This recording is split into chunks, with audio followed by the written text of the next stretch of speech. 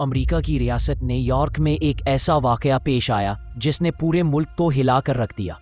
ये कहानी है एक जुनूनी शख्स डेटिल रिकविट्स की, जो अपनी महबूबा मोनिका बेयरली के इश्क में पागल हो गया था। साल 1989 में दोनों की मुलाकात हुई और जल्द ही वो एक ही घर में रहने लगे।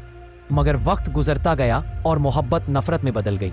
लेकिन कैसे मोहब्बत नफरत बदली और इतने शिद्दत से नफरत एक दूसरे से करने लगे, इस काम में तफसील से आप लोगों को वाकया बयान करता हूँ। रात के वक्त किसी बात पर दोनों का झगड़ा हो गया। मोनिका ने रिकविट्स को घर से निकलने का कहा। ये बात रिक बर्दाश्त ना कर सका। गुस्से में आकर उसने एक खौफनाक कदम उठा लिया। पुलिस के मुताबिक ये वाकया कुछ यूं है। मोनिका ने उसे घर से निकल जाने के लिए कहा, जिस पर तैश में आकर रिकविट्स ने उसे मुका रसीद कर दिया, जिसके बायस वो मौक़िफ़ पर ही हलाक हो गई। जिस पर घबराकर उसने इसके जिस्म के टुकड़े करके तका बोटी बना डाली और सूप बनाकर बेच दी। दूसरे रोज अचानक उसके दोस्त उसके घर आ गए। उन्होंने एक नाकाबिले यकीन मंजर देखा। उसके दोस्तों ने देखा कि मोनिका का सर उबाल रहा था और सर उबलता देखकर पुलिस को इत्तला कर दी। जुनूनी रिकोनज गिरफ्तार हो गया, लेकिन अदालत ने इसे ज़हनी मरीज करार देकर सख्त सजा नहीं दी।